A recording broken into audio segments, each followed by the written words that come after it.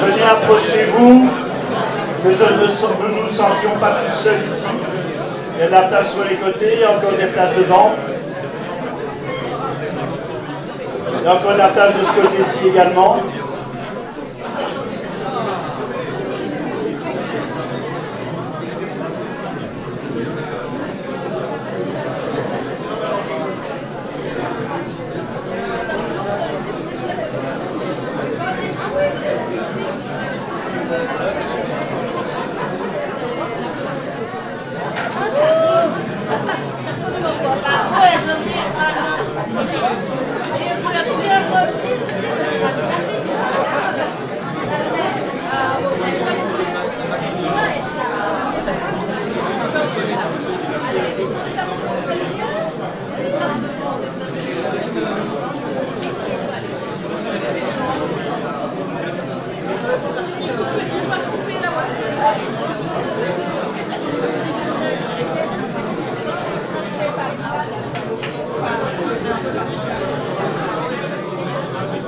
Alors voilà, on va tout doucement commencer, prenez place.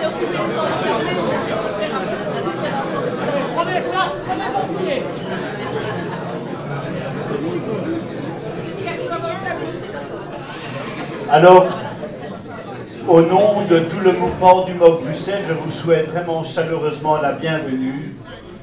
Et c'est un grand plaisir pour nous de vous accueillir ici dans ce lieu. On vous donnera quelques petites explications par la suite, mais c'est vraiment dans l'idée, dans la perspective de faire alliance. Alors, le réseau du MOC, il y a les organisations constitutives et je remercie tous nos collègues de la CSC Bruxelles, des équipes populaires, des OC de vie féminine et de la mutualité chrétienne qui sont ici, bien présents dans les actions. Il y a aussi le réseau de nos AID, donc, dont le COFTEN, le CF 2000, les CFAID et la Chaumière qui sont ici. Et la Chaumière que je remercie parce que le catering que vous avez eu, c'est la Chaumière qui l'organise. Voilà.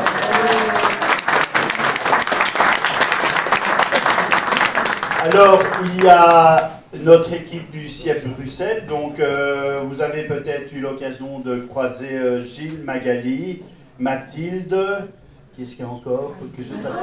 Elles sont venues après moi, donc je ne connais pas encore tous les prénoms. Aïssatou, Nada, Miou, Alessandro que j'ai vu, et alors il y a Patrick également, qui fait partie de l'équipe, mais qui est exilé à la Chaumière, mais voilà, ça arrive. Et merci aussi à Pietro qui est là, mais avec une autre casquette, qui a quitté l'équipe et qui maintenant nous a rejoint. Et alors je vous présente notre éminaire secrétaire fédéral. Ouais, pas encore, mais ça va venir. Voilà Céline Caudron qui succède à notre ami Thomas Anglaire, que je remercie, qui a navigué aussi avec nous pendant un certain temps, qui a choisi d'aller sur une autre île, c'est bien aussi. Voilà. Et moi je vous présente notre ami José Angeli, qui est le président du MOC Bruxelles depuis le mois de novembre, tout frais, tout beau, il vient de parler. Et donc José, c'est un compagnon de longue date du mouvement, puisqu'il a fait une bonne partie de sa carrière dans le réseau du MOC à Bruxelles au niveau communautaire, et donc on est heureux de le retrouver ici. Et donc cette soirée, José l'a dit, c'est l'idée de se rassembler tous ensemble, les permanents et militants de notre réseau, et puis nos amis autour de nous. Vous voyez là dans les photos qui sont diffusées en arrière-plan, on a essayé de repêcher des photos des actions et des activités qu'on a menées tout au long de l'année 2022. Vous aurez aussi l'occasion de voir à l'entrée. Si vous montez les premiers, quand il n'y aura pas trop de gens, vous pourrez voir qu'il y a des stands dans le coin de la salle là-bas. Si vous restez les derniers. Voilà, si vous restez les derniers. Il y a un stand de vie féminine et un stand des équipes populaires où vous voyez aussi ce qui se travaille dans ces organisations-là. Et à l'entrée, vous avez la revue du MOC qui s'appelle Mouvement, qui est un trimestriel auquel je vous invite chaleureusement à vous abonner si ce n'est pas encore le cas, parce que c'est une revue de qualité. Et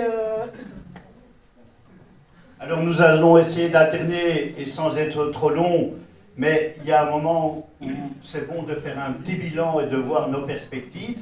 On va essayer de s'alterner avec quelques militants ou travailleurs de mouvement qui vont expliquer la situation d'aujourd'hui ici au MOC Bruxelles et avec nos différents partenaires du MOC.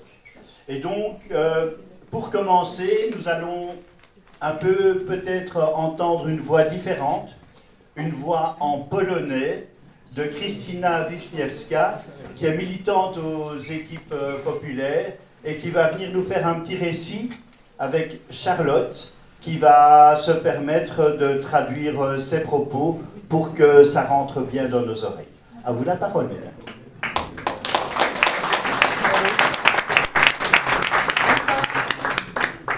Et donc, pour la petite histoire, donc bonsoir, moi c'est Charlotte, enchantée. Alors, aux équipes populaires, depuis 1 an maintenant, on organise tous les 2-3 mois, je dirais, un goûter des membres. Donc c'est l'idée d'avoir un moment qui se retrouve un peu à l'interstice de l'éducation permanente, d'un moment un peu plus militant, politique, mais aussi d'un moment convivial. Et l'idée c'est d'être retissé du lien entre tous nos membres qui travaillent dans des groupes différents et qui ne se connaissent pas nécessairement. Et alors à la suite du dernier goûter des membres de l'année dernière, donc il y a quelques mois, il y a 1 mois, pardon, Krystyna a été inspirée et elle nous a écrit une prose. Donc en fait, Krystyna écrit des proses en polonais dans sa langue natale. Et alors, on disait que c'était chouette de pouvoir vous le partager aujourd'hui. Donc, je vais céder la parole à Krystyna. Merci beaucoup. Bonsoir tout le monde. Bonsoir.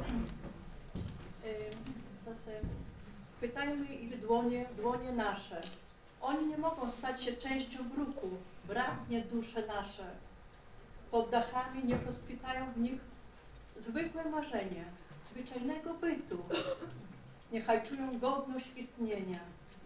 Rzeczywistość nie dla każdego osób bywa okrutna, a wtedy powstaje bezsiła i język milczenia. I powstają wtedy w ich egzystencjach burze, które rujnują najpierw dachy i domy. Rzeczywistość niepoprawnie wtedy rzuca ludzi w tułaczkę.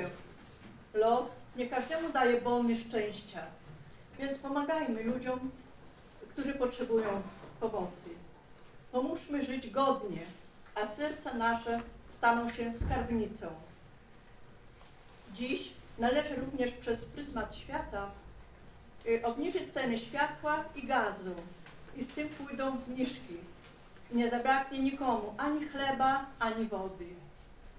Dziś bijmy brawo dla ekipy Populaire.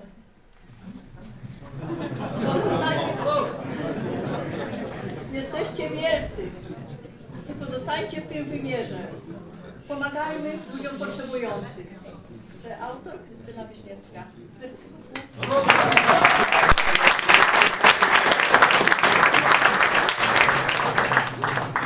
Je vais quand même faire la traduction pour ceux qui, comme moi, ne comprennent pas le polonais.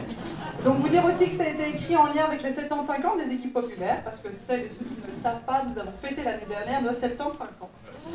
Donc, je ne sais pas si je vais rendre justice à la prose. Alors, venons en aide. Prenons leurs mains dans nos mains. Ils ne peuvent pas rester sur les pavés, ce sont nos âmes fraternelles. Sous les toits, que puissent fleurir en eux de simples rêves, des existences paisibles, qu'ils puissent avoir une vie digne. La réalité pour certaines personnes est cruelle, et dès lors, c'est l'impuissance. Le langage se mue en silence, et les existences se muent en orages qui ruinent les toits, qui ruinent les maisons. La réalité se transforme alors en exil. Le destin n'offre pas à tout le monde des bons de bonheur. Aidons les gens à vivre dignement, et nos cœurs deviendront des mâles à trésor. Dès à présent, il nous faut voir à travers le prisme du monde. Faisons diminuer les prix de l'électricité, et alors les prix baisseront. Et il ne manquera à personne ni de quoi manger, ni de quoi boire. Dès à présent, battons-nous ardemment. Pour les équipes populaires, vous êtes et resterez formidables. Aidons ceux qui sont défavorisés, défendons nos âmes fraternelles.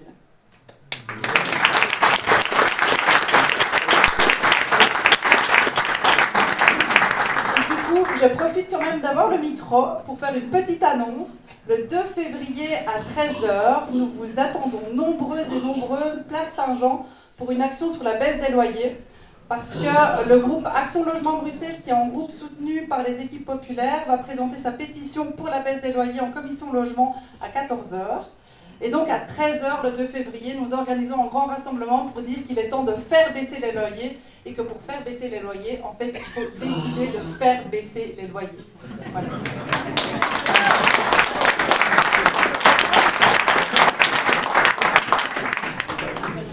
Si je me souviens bien, on dit « j'ai couillé ». Merci. Et vous voyez qu'il y a moyen de réconcilier et même de se mettre en action grâce à la poésie ou à la prose. Merci Christina, merci José. Donc, merci pour cette prose à travers laquelle Christina a évoqué plusieurs enjeux actuels qui sont des enjeux sur lesquels nous on intervient en tant que MOC à travers notre réseau et nos alliances. Un de ces enjeux, c'est la crise énergétique évidemment. Donc par rapport à la crise énergétique, on intervient notamment avec les équipes populaires et le CIEP en soutenant une campagne qui s'appelle « On ne payera pas », Don't Pay. Parce qu'en fait, ces factures, on ne veut juste pas les payer. Ces factures, elles ne sont pas justes. On sait qu'en payant les factures, on enrichit encore les dividendes des grosses entreprises énergétiques. Et puis en plus, c'est même pas qu'on ne veut pas, c'est que pour beaucoup d'entre nous, on ne peut pas les payer. Et donc à travers cette campagne, l'idée c'est de pouvoir ne pas rester seul face à ces factures, pouvoir s'organiser, se parler, d'organiser des assemblées, et c'est ce à quoi on s'attelle à faire avec d'autres partenaires, notamment dans la région bruxelloise. Faire des assemblées pour parler de notre situation et aussi pour comprendre comment fonctionne le marché de l'énergie et en fait pour récupérer les outils qui nous appartiennent, pour se dire ce marché de l'énergie, comment ça marche. Nous en tant qu'acteurs ici ancrés dans un territoire qui sommes consommateurs d'énergie mais qui sommes aussi bénéficiaires d'un droit qui est l'accès à l'énergie, on a entre nos mains la possibilité de récupérer ce droit à travers justement le rapport de force qu'on a à construire pour sortir l'énergie du marché et effectivement faire baisser les factures. Et donc cette campagne de paix, c'est un des éléments sur lesquels on se mobilise. On essaye aussi de travailler sur les enjeux qui montrent l'articulation entre climat, social et emploi. Et la crise énergétique est un bon exemple de cette articulation-là, puisque bon, évidemment l'énergie, il y a des questions écologiques derrière, puisque comment on produit cette énergie en sachant qu'on est sur une planète aux ressources limitées. Les liens sociaux, évidemment, c'est lié à toute la question des factures et des profits énormes et indécents que les entreprises tirent de l'exploitation de l'énergie et de la marchandisation. Et puis au niveau de l'emploi, parce que si on regarde la crise énergétique et qu'on sait qu'on doit aller vers une transition énergétique, il y a aussi des emplois derrière. Comment reconvertir ces emplois? Comment faire en sorte que les travailleurs et les travailleuses du secteur gardent la main sur leur métier et qu'en fait les citoyens puissent aussi se réapproprier un secteur qui est un secteur vital pour tout le monde. Ah oui, alors, pardon, excuse-moi. Et donc, du coup, on avait sorti un petit numéro de notre revue Mouvement qui est épuisé, qui est sur la crise énergétique, mais que vous pouvez trouver en PDF sur notre site internet. Donc, je vous invite à aller jeter un œil là-dessus. Et puis, on va développer des activités avec le CIEP qui s'appelle les Clés pour l'action. C'est des soirées débats qu'on organise à la rue Clétings. On en a déjà fait une sur justement comment on fait pour sortir l'énergie du marché. Et une prochaine va arriver sur comment on fait pour isoler les bâtiments. Parce que la question du logement, Charlotte l'a évoqué sur Bruxelles, c'est une question qui nous tient fort à cœur aussi. Et la question de l'isolation des bâtiments, c'est à la fois une question sociale et une question environnementale. Donc c'est des sujets sur lesquels on va être actifs en 2023 aussi. Alors, dans le douloureux empilement des différentes crises, vous avez entendu qu'il y a la crise de la guerre en Ukraine. Sans vouloir s'arrêter sur celle-là, il est clair que c'est une crise aussi révélatrice de la nécessaire solidarité internationale et qui est à construire avec tous les peuples opprimés et en résistance contre l'occupation. À côté de l'Ukraine, il y a par exemple la Palestine ou plein d'autres. Et donc, je vous invite aussi à relire les articles dans le Mouvement numéro 8, le mouvement ouvrier, l'impérialisme et la guerre, et vous verrez qu'on essaye d'intégrer ces problématiques de solidarité-là également. Pour parler de l'accueil des réfugiés, on a réussi à le faire en peu de temps. Et ça prouve que c'est possible. Et notamment grâce à l'implication de la Mutualité chrétienne. Mais le problème structurel de l'accueil, par exemple le Palais des droits, ou le manque de volonté politique de respecter les devoirs de la Belgique par rapport aux droits d'asile, est toujours bien prégnant. Et là aussi, nous avons à nous positionner et à pousser pour que des solutions politiques et publiques voient le jour. Encore pire pour les personnes en séjour précaire ou sans papier issues depuis des années, on ne pourrait pas ne pas évoquer le racisme d'État, les violences policières dans les quartiers populaires et contre les personnes racisées. On peut aussi parler du travail du CIEP et de la CSC Bruxelles, avec le comité des travailleuses et des travailleurs migrants avec et sans papier de la CSC Bruxelles, dans l'objectif d'obtenir les mêmes droits pour toutes et tous, et donc la régularisation en renforçant les solidarités avec et sans papier, par exemple avec la mise en lumière et la mobilisation avec intervention dans les manifs, les débats syndicaux, les manifestations syndicales ou les débats autour du film. Vous avez entendu certainement parler de Travailler dans le noir, avec Zine TV et la mobilisation exemplaire et symbolique de la Ligue des travailleuses domestiques, excusez-moi, avec leur grève du 16 juin dernier, qui à mon avis deviendra une date vraiment symbolique et qu'il y a lieu de renforcer, qui doit être une balise dans ce combat-là. Et donc je vous invite à écoutez maintenant, parce qu'on a changé d'interlocutrice, voilà, qui va venir parler de leur combat et qui est vraiment accompagné par le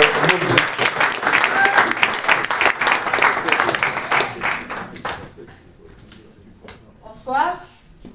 Je suis Evelyne Ayon, je crois que beaucoup finissent par me connaître. Donc je suis Evelyne Ayon, je suis membre de la Ligue et du comité des travailleurs et travailleuses domestiques avec et sans papier de la CSC Bruxelles. Donc je vais vous reparler du 16 juin, ça vient d'être invoqué. Le 16 juin, lors de la journée internationale du travail domestique, les travailleuses domestiques ont fait grève à la place du Luxembourg. C'était une grande première parce que jamais les travailleuses domestiques n'ont fait ce genre de grève.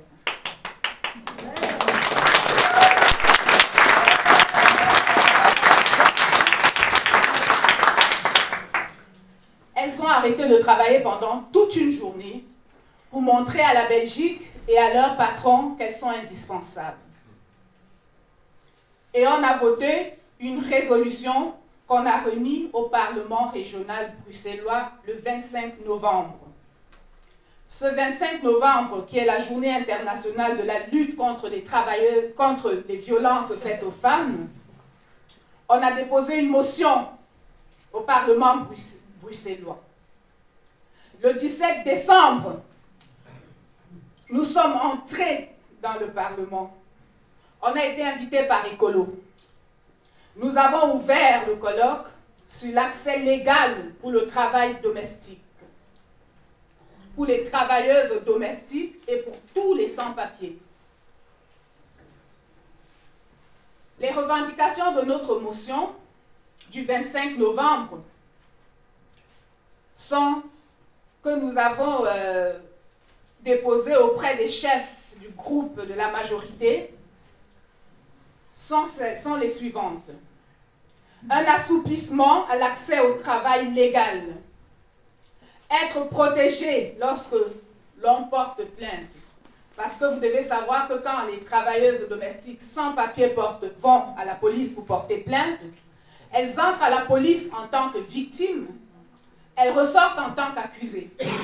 Et deux fois, elles sont arrêtées et envoyées au centre fermé. Donc, on demande que les travailleuses domestiques soient protégées pendant la période du traitement de leur dossier, de leur plainte. Et tout le temps. Et tout le temps.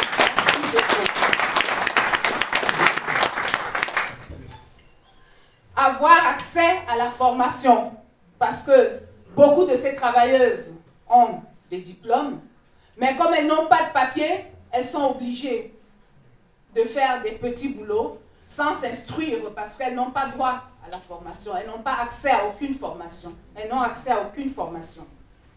Être entendues à la Commission économie et emploi pour le 23 janvier. Une pétition officielle une position officielle des partis pour le 20 février. Donc, on veut une position officielle des partis pour le 20 février. Nous demandons à être entendus avant le 23 janvier à la Commission économie et emploi et avoir une position des partis, je répète, pour le 20 février. Si nous ne sommes pas entendus pour le 23 janvier, on lance une pétition qui sera en ligne par mail sur les réseaux sociaux la semaine prochaine. On va demander de la signer pour le jeudi 16 au plus tard. Donc, on vous demande de signer cette pétition qui sera en ligne la semaine prochaine pour le jeudi 16 au plus tard, 16 février au plus tard, afin de visibiliser votre soutien le lendemain. Parce que le lendemain, vendredi 17, lors de notre rassemblement devant le Parlement régional qui aura lieu, ce rassemblement aura lieu lors de la session plénière à 3 jours de l'attente de la réponse de tous les partis politiques par rapport à la motion. Le 17 février, le rassemblement aura lieu à 12 h. Et nous vous invitons tous à venir nous rejoindre ce jour-là devant le Parlement bruxellois. Et à la fin de cette soirée, vous trouverez la lecture de la pétition à l'accueil. Vous pouvez vous servir pour la lire. Merci beaucoup.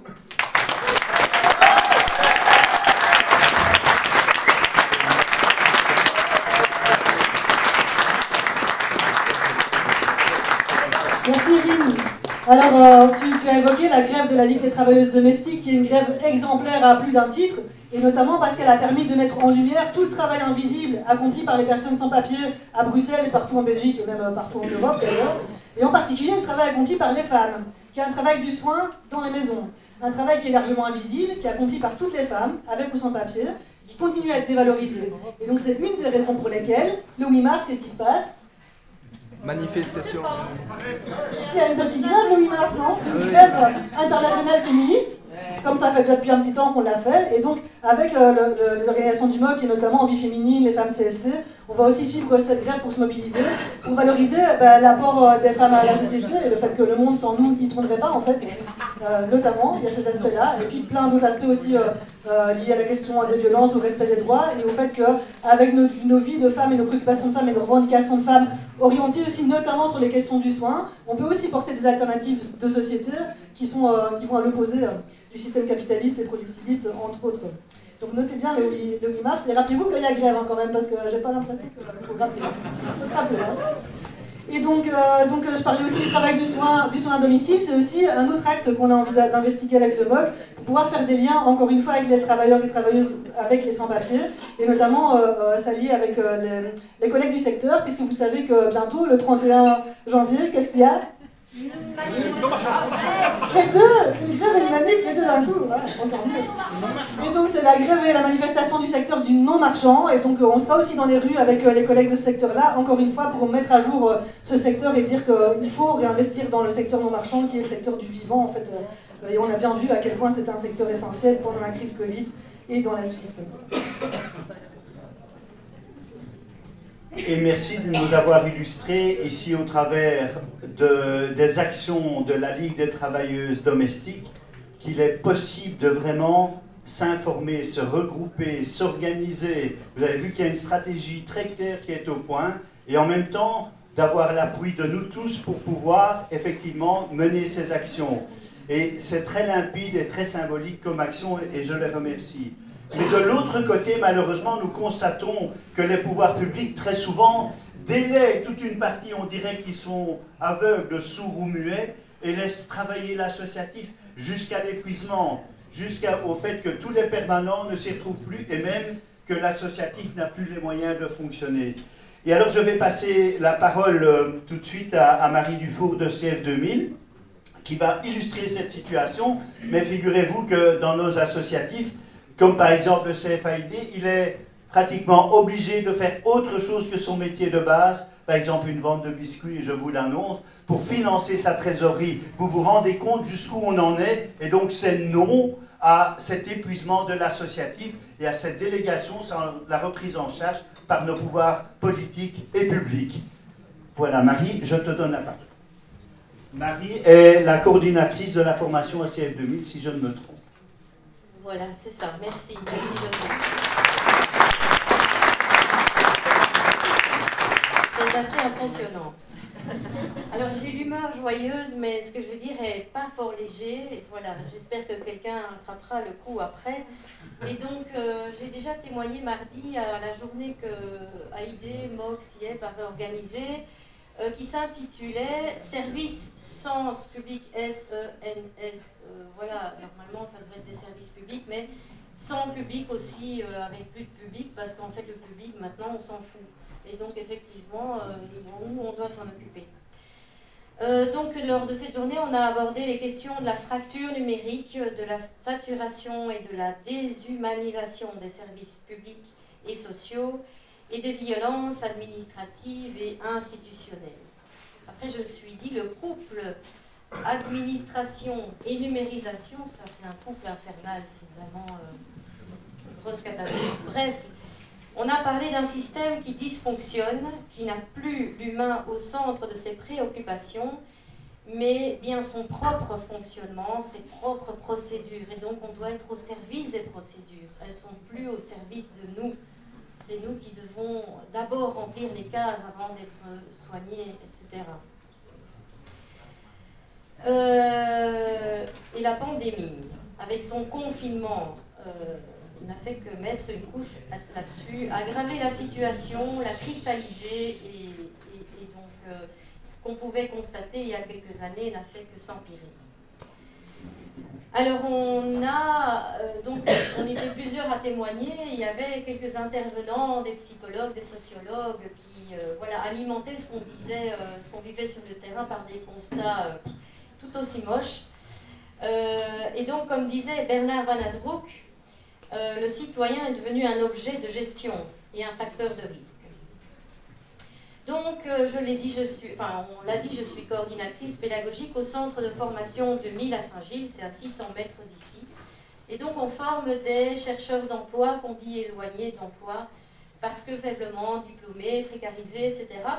Et donc, qui ont un projet de formation pour obtenir un métier. Et donc, ça, c'est un super projet d'épanouissement, c'est pour aller vers un mieux, c'est s'épanouir, c'est se développer, c'est avancer. Et donc, c'est des gens qui déjà se sont mis en route. Alors, ils ont d'autres difficultés aussi, parfois privées, financières, de logement, qui les freinent. Puis le Covid est passé par là. Donc, beaucoup de projets ont été freinés, ont été éteints. Donc, voilà, il faut traverser tout ça. Et voilà. Et on se trouve à l'heure actuelle avec des projets qui se sont remis en route, mais qui sont toujours freinés par des difficultés qui ne se résolvent pas en fait, qui prennent du temps administrativement à être résolus. Et donc on constate chez nous que notre public qui devrait normalement être disponible pendant un an pour se former à des métiers qui ne sont pas forcément faciles, c'est des métiers du numérique, donc ils sont assez complexes, abstraits. On utilise la gestion mentale justement pour les aider à lever les freins à l'apprentissage, etc. Mais il y a quand même encore des freins, toujours des freins, et c'est assez épuisant, c'est assez lassant. Alors pour donner quelques exemples, voilà, on a affaire aux mutuelles, aux syndicats, aux CPAS, et alors voilà, nos stagiaires qui voudraient résoudre leurs soucis envoient des mails auxquels on ne répond plus jamais, comme si on était inexistant. On essaye d'avoir quelqu'un au téléphone, ça dure des plombes et des plombes. Je disais mardi pour rire, il y a des morceaux musicaux classiques qui vont être haïs par une partie de la population, parce que c'est frustrant de ne pas arriver à avoir une personne au bout du fil. Et quand on l'a, elle ne connaît pas le dossier. C'est quelqu'un d'autre qui... Et ça se renvoie la balle et on est vraiment là-dedans comme une balle de ping-pong.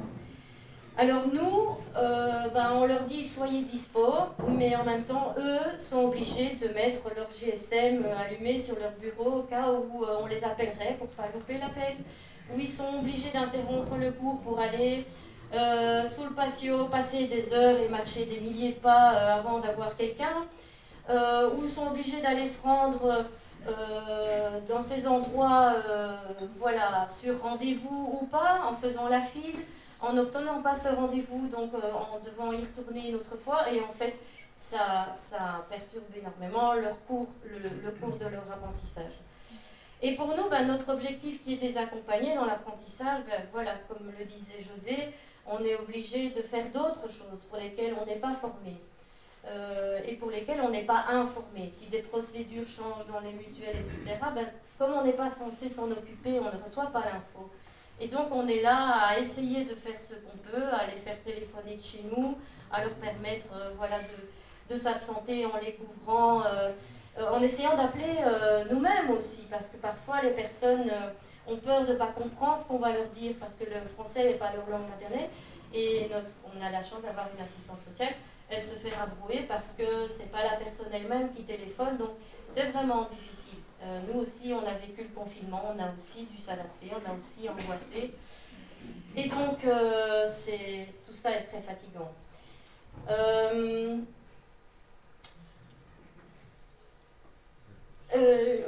Mardi, il y avait un intervenant qui s'appelle Marc Béchac, qui a dit à un moment donné, mais nous sommes en guerre. Et moi j'ai l'impression qu'il a dit ça très fort, tellement ça percutait très fort en moi. J'ai trouvé ces mots forts et graves. Je me dis, allez, par rapport à d'autres quand même, peut-être pas tant que ça. Mais voilà, il parlait de traumatisme, et le cumul de ces traumatismes et de ces choses insensées auxquelles on doit faire face au quotidien, c'est vrai que c'est violent et c'est vrai que c'est dur à vivre. Et je remarque que c'est pas une attaque seulement par rapport à notre public. Je me rends compte que nos directions aussi sont attaquées, elles, par au-dessus, aussi pour des aberrations administratives et une mauvaise foi, une mauvaise volonté.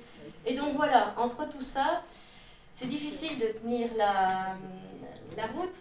Et je dirais que moi, ce qui me permet de tenir, c'est le contact avec le public au quotidien. J'entendais mardi, c'est dur pour par exemple les infirmières qui voulaient justement faire ce métier parce qu'elles voulaient du contact humain, qui ne peuvent plus parce qu'elles sont obligées de remplir d'abord des dossiers et de passer dans 10 chambres en 5 minutes.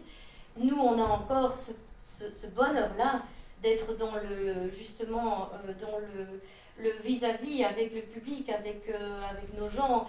On peut créer du lien, on peut s'occuper de leur dire voilà, c'est ton problème, mais on va s'en occuper ensemble, et on sent qu'on peut aussi, on a une petite marge d'action, et puis on a affaire à des humains qui ont plein de ressources et plein de choses super positives qui nous donnent aussi. Donc c'est probablement là-dedans qu'il faut qu'on trouve nos forces et qu'on les garde. Voilà, j'ai pas du tout suivi mon... Voilà, j'ai suivi mon film, mais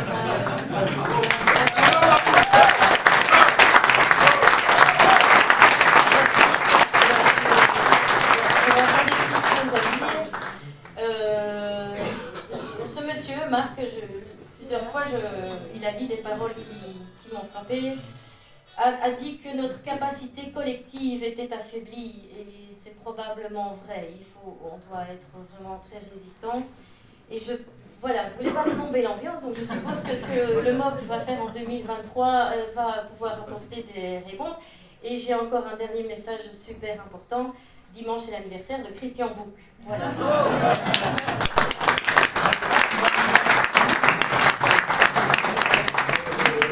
Merci Marie. Et vous avez entendu qu'une nouvelle fracture sociale se profile. C'est cette digitalisation à outrance qui nous empêche d'avoir des relations humaines, des relations respectueuses, des relations concrètes avec tous ceux qui, d'une façon ou d'une autre, n'ont pas les moyens ni les capacités d'utiliser tous ces outils. Et encore nous-mêmes, qui ici n'a pas une difficulté un jour à remplir un formulaire, à rentrer en contact avec une administration pour pouvoir défendre ses droits, alors qu'on a droit à faire activer sa droit sans devoir faire un espèce de chemin de croix pour pouvoir y arriver. Et donc, une autre lutte que je voulais illustrer ici, qui a trouvé au jour d'aujourd'hui un point fort, c'est la lutte justement contre l'ordonnance de Bruxelles numérique, qui a été initiée par Lire et Écrire Bruxelles, et qui est soutenue par les deux mouvements constitutifs qui sont la FGTB à Bruxelles et le MOC Bruxelles. Et donc aujourd'hui, on a eu une rencontre avec le ministre, après pas mal de périples, en amont de l'écriture de cette ordonnance, afin de pouvoir la moduler et surtout, la grande revendication, garder un guichet physique accessible à toutes et tous, dans toutes les administrations, dans toutes les procédures, que ce soit localement, dans les CPAS ou régionalement. Et donc ça, on peut les féliciter pour cette action.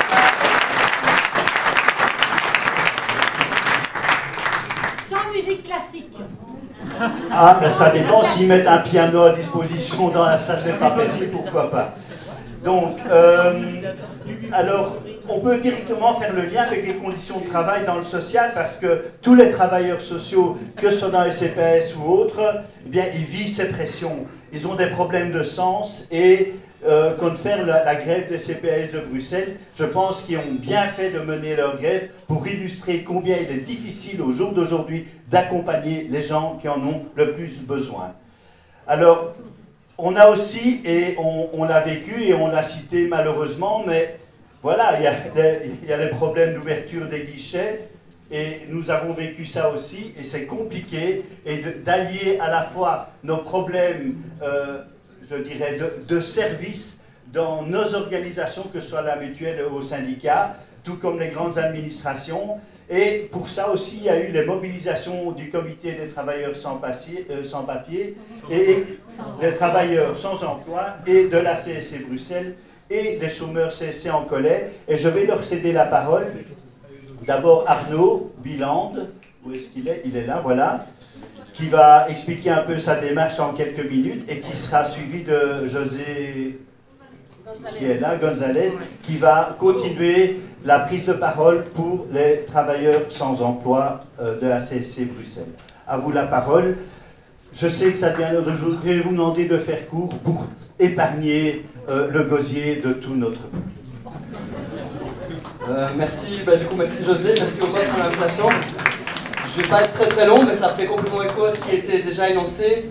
Vous n'êtes pas sans savoir effectivement qu'il y a des difficultés d'accès aux services publics, mais les syndicats sont aussi concernés, la CSC en premier. Je ne sais pas si vous avez suivi un petit peu l'actualité, mais donc voilà, je m'appelle Arnaud, je fais partie du collectif des chômeurs en colère de la CSC pour l'instant, mais sans doute qu'il y a d'autres chômeurs qui sont aussi en colère ailleurs. Mais en tout cas, pour l'instant, nous on a démarré la mobilisation. Je parle au nom de Aïda, Ashraf, Laura, qui pendant des mois n'ont pas été payés, n'ont pas eu aucune réponse à leur mail à la CSC, n'ont pas eu aucune réponse à leur coup de téléphone, ont retrouvé fermé porte close pendant 30 mois. 30 mois, les services simplement de la CSC ont été fermés, alors que d'autres syndicats avaient ouvert. Nous avons essayé de nous organiser pour faire bouger les choses. Et donc forcément, nous avons construit un collectif. La seule manière, vous le savez, je ne vais pas la prendre au moque, de faire bouger les choses, c'est de s'organiser, de se rassembler pour faire entendre les difficultés et pouvoir faire pression sur les décideurs et décideuses. Il se fait du coup que nous avons commencé la mobilisation en août en rejoignant d'autres collectifs, le Travail Social en Lutte qui se bat depuis des mois contre la numérisation de tous les services publics, y compris les syndicats. Également les travailleurs le comité des travailleurs sans emploi qui était mobilisé depuis plusieurs mois. Nous avons pensé qu'en tant que chômeurs et chômeuses, c'était important de nous organiser entre nous, entre personnes concernées. Nous avons créé une sorte de syndicat des chômeurs pour pouvoir aller relier des revendications vers la CSC. Nous avons pu obtenir un premier rendez-vous le 15 septembre suite à une manifestation que nous avons menée devant le centre de la CSC Scarbeck qui était fermé, tout comme les autres centres de services, depuis 30 mois. La CSC a reconnu des dysfonctionnements. Nous avons face à, je pense, à une crise grave, véritablement, de la part d'un syndicat, je pense encore plus, qu'il faut le nommer ici, c'est un dysfonctionnement qui a été, depuis des mois, en fait, c'est simplement la conséquence de décisions et de stratégies qui ont tout misé sur le numérique. Le Covid n'a pas aidé, ça c'est certain, mais il y a bien une stratégie qui a été mise en place et nous avons voulu comprendre qui et pourquoi nous avons en fait, été emmenés dans ce bateau, malgré nous. Nous avons donc mené une série d'actions. La dernière en date, c'était le 21 décembre, devant le boulevard Barthélemy. Donc, parce que suite aux actions, nous avons quand même obtenu la réouverture de Jet, Scarbeck et le centre-ville, mais seulement 2 jours semaine, une matinée, enfin 2 matinées. Ça veut dire qu'il y a des, dès le matin à 8h30, vous imaginez qu'il y a des gens qui font la file depuis 7h30, et à 8h30, à l'heure le moment où ouvrent les portes de la CC, eh bien en fait tous les tickets ont déjà été distribués, donc les personnes qui arrivent à 8h45 n'ont plus accès, ne peuvent simplement pas avoir personne. Nous avons donc, la direction avait promis un plan d'action le 6 décembre et nous a pas annoncé de nouvelles réouvertures, n'a pas annoncé de grandes nouvelles. Certes, je sais, et voilà, je peux souligner aussi que la direction n'a pas un travail facile et qu'elle fait son maximum, mais notre devoir est en tout cas de faire que les droits des affiliés, des chômeurs, soient respectés, qu'on ne soit plus considérés comme des sous-affiliés. Et donc nous avons mené cette action le 21 décembre, qui a eu un certain écho dans les médias. Maintenant, quelle est les prochaines étapes?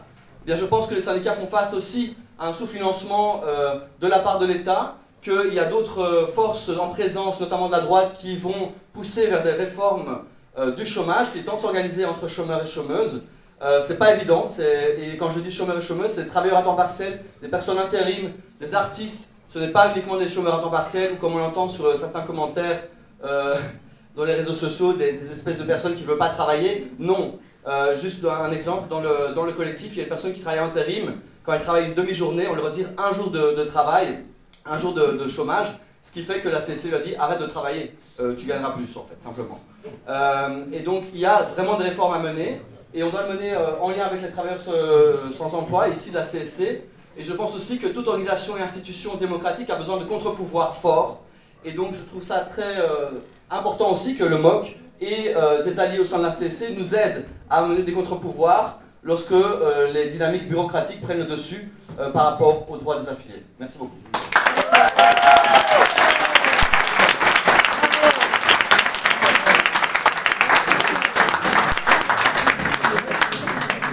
Oui, c'est effectivement ce qu'il vient de dire est en partie, ou même vrai, presque à 100%.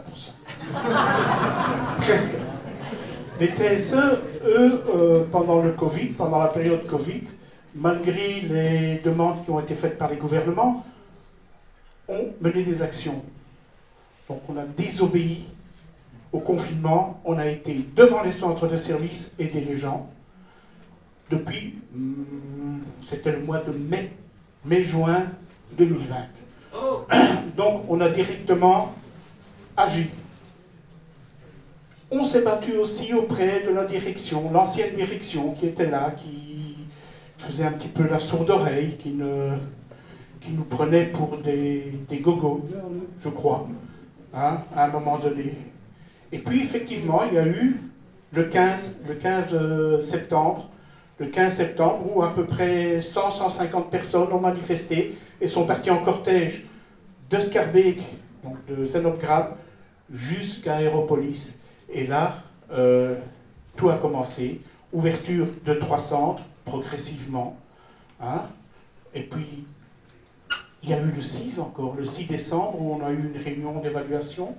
Et là, depuis lors, on a appris que le 7 février, XL allait ouvrir, qu'il y a un retard énorme dans les dossiers, tout le monde le sait, que 2000 dossiers sont en cours de traitement, donc on essaye de rattraper, ils essayent plutôt, de rattraper leur retard, donc 2000 dossiers qui vont être faits et clôturés normalement ce mois-ci, l'engagement de nouveaux personnels qui arrivent, 7 nouveaux qui arrivent, une campagne de recrutement, et alors là je signale aux responsables de la CSC qui sont dans la salle, la FGTB et ORM licencie du personnel, donc vous pouvez, ils ont les capacités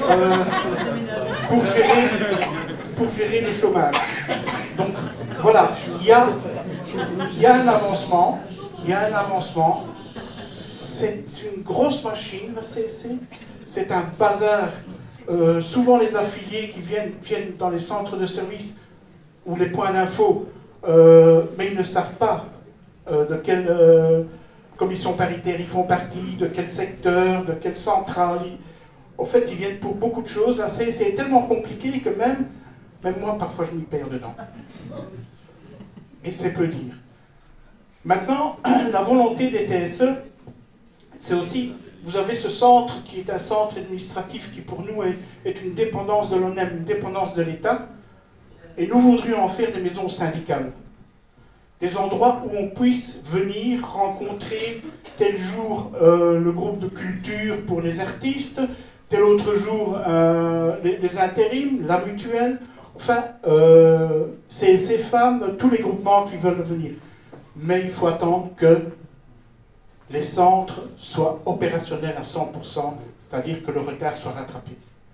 Mais on a bon espoir et on pense qu'en avril, normalement, si la feuille de route est tenue, ça marchera et on pourra commencer vraiment un travail de militance. Bonne soirée.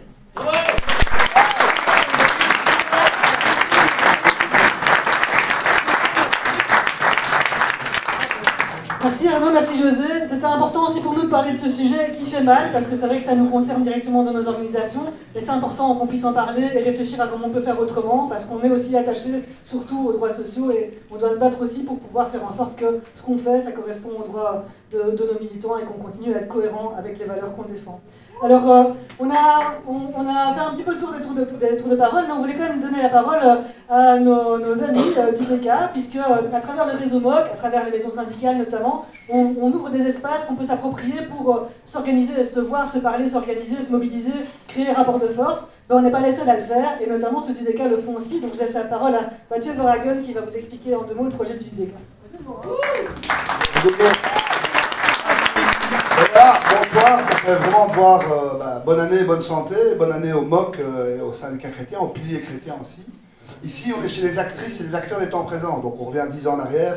Seb, tu m'arrêtes si je me trompe ou si je m'égare. Donc il y a 10 ans, ArcelorMittal ferme et les métallos, donc le feu, disent de toute façon continuez avec cet outil, continuez avec ce monde, continuez sur la prédation du vivant, le renforcement des inégalités, la confiscation de la démocratie telle qu'elle est, telle qu'on la présente, on n'en veut plus. Et donc le feu s'est tourné vers qui? Ben, la crise du lait en 2013, le début du D1920, on était en front commun d'ailleurs, rouge, vert, agriculteurs, et donc à ce moment-là c'était la terre et c'était les paysans. Très vite évidemment les migrants, on en a parlé ici, les migrants qui tous les jours se noient dans la Méditerranée, les migrants qu'on ferme avec Frontex, avec cette politique d'austérité, avec cette politique horrible de l'Europe, qui repousse les gens les uns contre les autres, et qui disent c'est pas de notre faute, c'est la faute des autres, c'est la faute des étrangers, on peut mettre que cette politique-là.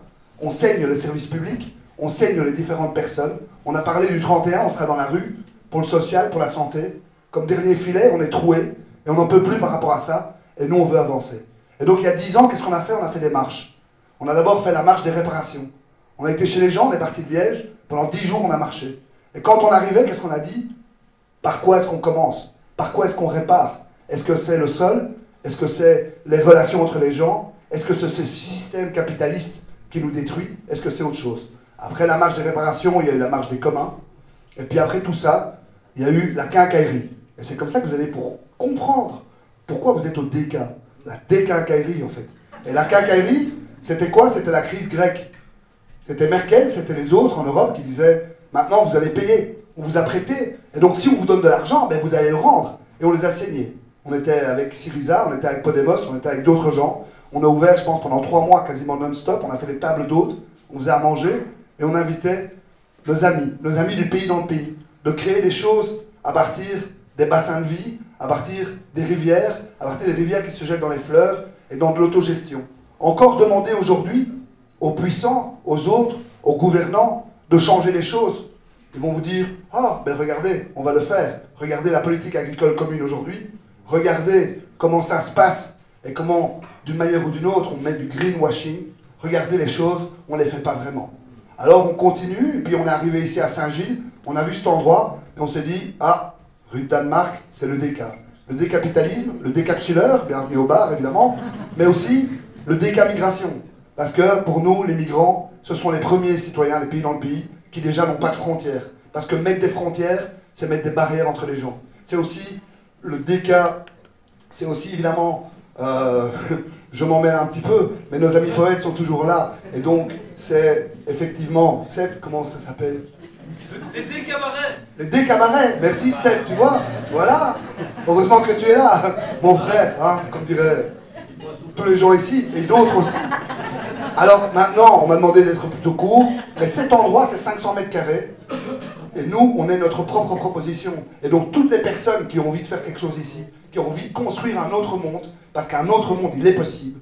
Et moi, ça me fait plaisir de voir, quand on fait des bons vœux d'un mouvement ouvrier chrétien, et je te salue Jacques, parce qu'on a travaillé main dans la main, et que par rapport à ça, on a appris, voilà, voir, et puis comprendre, agir, et ça je crois que c'est très important, voilà, peuple de la terre, réveillez-vous, parce que le monde il va mal, et nous ne sommes pas fous, allons ensemble, allons plus loin, merci d'être là, bonne année, bonne santé.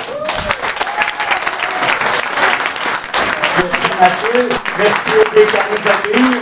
Et vous voyez qu'au travers des différents exemples qu'on a eus, notamment entre TSE et les chômeurs en colère, et plein d'autres exemples que vraiment nous avons intérêt à faire alliance, à faire front commun pour avoir des actions collectives efficaces et bien menées.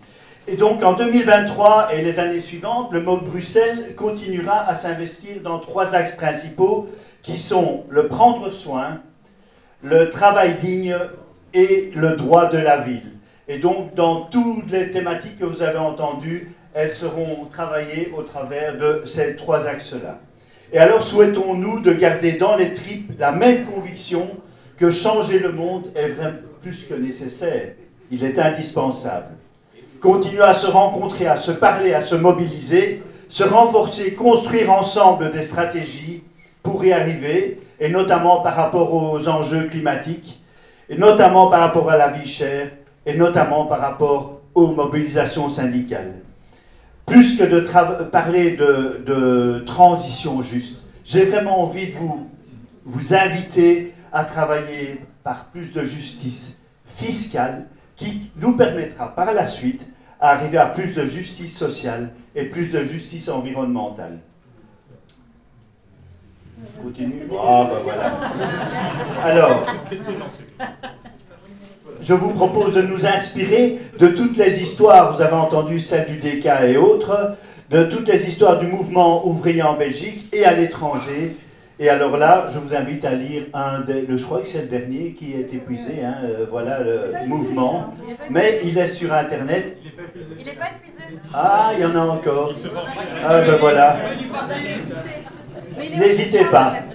Et alors, Jean, nous proposons de terminer en citant les révolutionnaires iraniennes qui ont dit « Pour remplacer nos larmes par nos rires, pour vaincre la nuit de notre espoir rayonnant. » Alors voilà, toutes et tous, merci aux parlementaires, bourgmestres ou autres qui sont venus nous rejoindre. Merci surtout à tous les militants, à tous nos collègues de tout le mouvement, de ceux qui sont venus de province et d'ailleurs jusqu'ici à Bruxelles pour être parmi nous ce soir.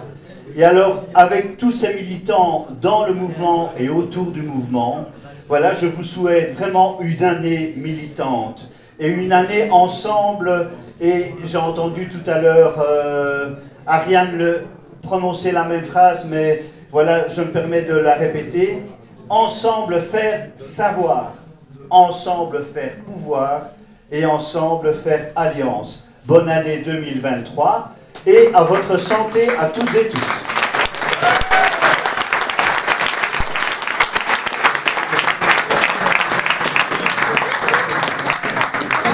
Ben, on vous libère, hein. Vous pouvez monter boire maintenant. On va faire des sandwichs là-bas dans le coin. Merci encore à la cafette aussi pour son service.